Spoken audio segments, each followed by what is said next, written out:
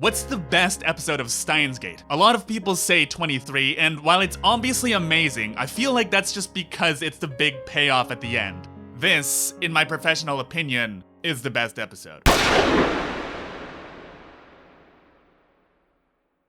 Every part of this feels connected. The time leap machine, the disappearance of Moeka, Stardust Handshake, his simple life in Akihabara being whittled away bit by bit as he plunges deeper and deeper into the secrets of the universe, and the useless toy they built for the lulz being the very thing that allows Okabe to use the time machine and leap into the past is the little cherry on top. It's masterful how well this anime transitions from goofy to unfathomably dark in a matter of seconds as he wonders exactly where it all went wrong.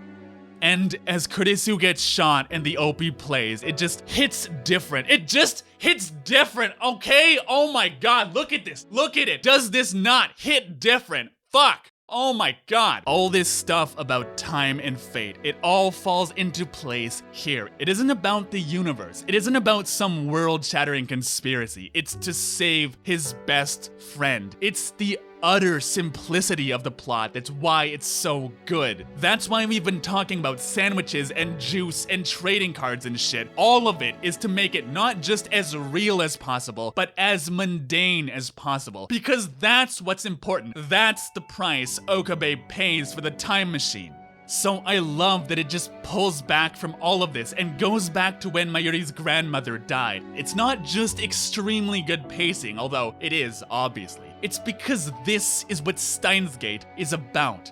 Standing with her grandmother's pocket watch in her hand and staring up at the sky. A watch. Time. Time goes ever on until it doesn't. There are two things human beings cannot comprehend. Infinity and nothing. Not the number 0, but the complete and utter absence of anything. The utter blackness of the void where nothing exists. Not even the concept of existence itself. These things are the essence of what we know as time. And Okabe's afraid of it. Afraid of what will happen if Mayuri should be taken away from him. Up that angel's ladder into the great beyond. And so he becomes the mad scientist, standing tall and challenging the world. Because he's hiding. Hiding from the world in the land of make-believe. Back when he and Mayuri were safe. Back when they were children. Without the slightest inkling of things like time and space and fear. But all of this fades away as Mayuri is, in an instant, taken away from him.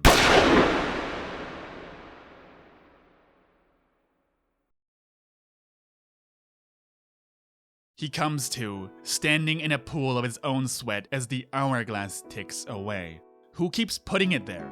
Daru. Would he do that? I feel like he wouldn't. Would Kurisu? Mayuri?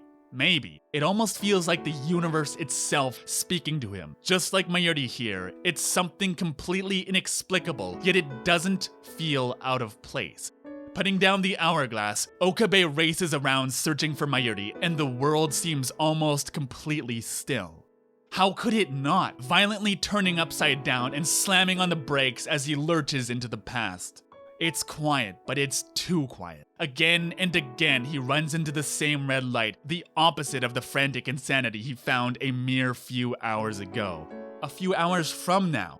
This light is both reassuring and threatening. It says stop. It says the world isn't moving. It says this is a tiny, insignificant moment, frozen in the pathetic little thing you call time. And it says go no further. This is the end of your road, Okabe Rentaro. Whatever, whenever it is you're trying to do, you can't. You're stuck here, locked in this moment, and no matter how hard you try, you can't move forward. The world is at rest, Okabe Rentaro, but the one who cannot move on is you.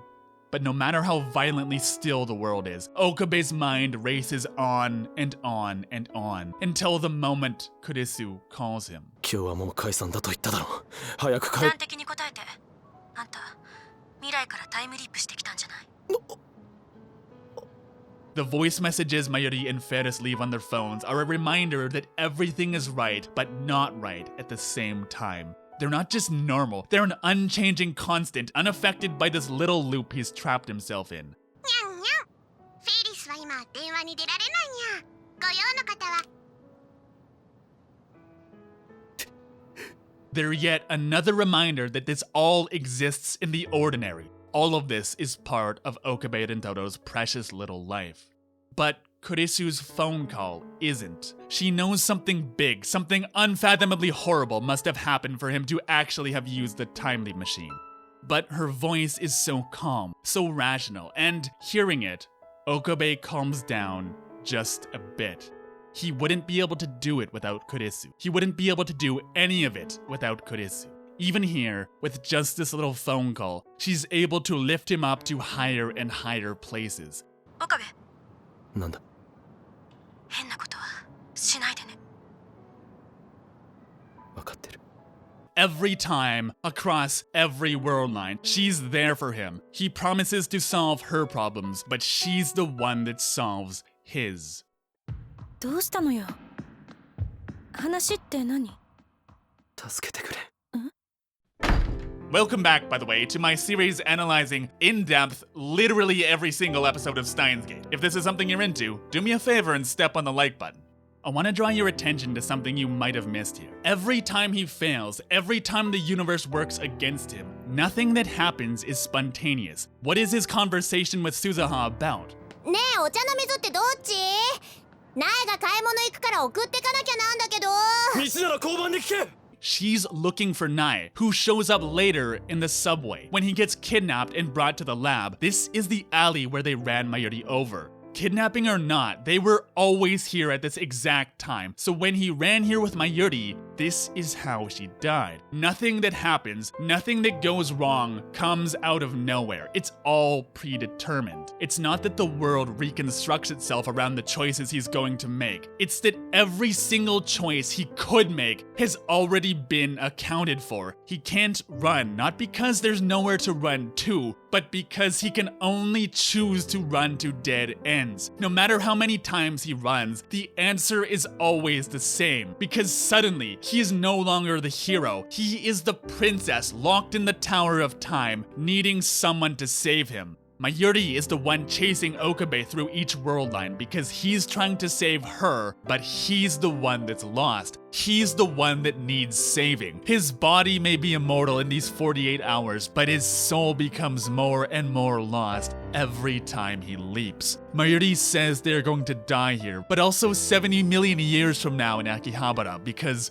trapped in this little loop, time is meaningless. Your actions only have meaning because they have consequences. So, take away the consequences and what do you have left but madness? You remember the first thing I said in this series is that this is the most important line in Steins Gate. 意志は連続していくんだって思う。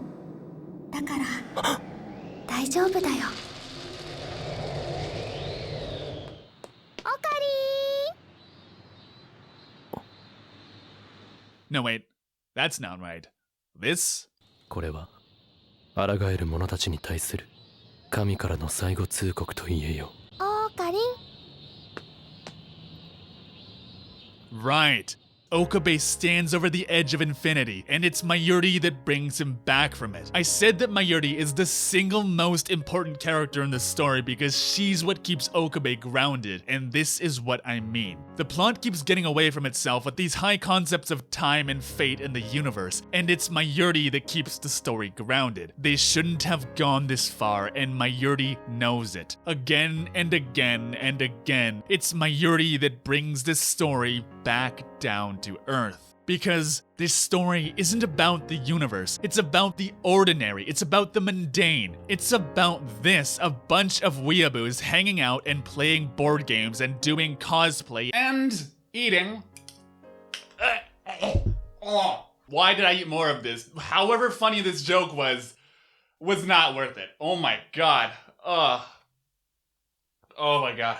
When Okabe says that they'll go public with the time machine, it's him backing down, him looking back over the edge of the universe that he's climbed all the way up to, and realizing that he's come too far and that he may fall. And as he turns to climb back down, he falls anyway because it's too late. He can't run because he's already lost. His soul is drowning in the ocean of eternity and he needs someone to pull him out of it. And when that person reaches out and grabs his hand, he falls in love with her, more in love than he ever thought possible.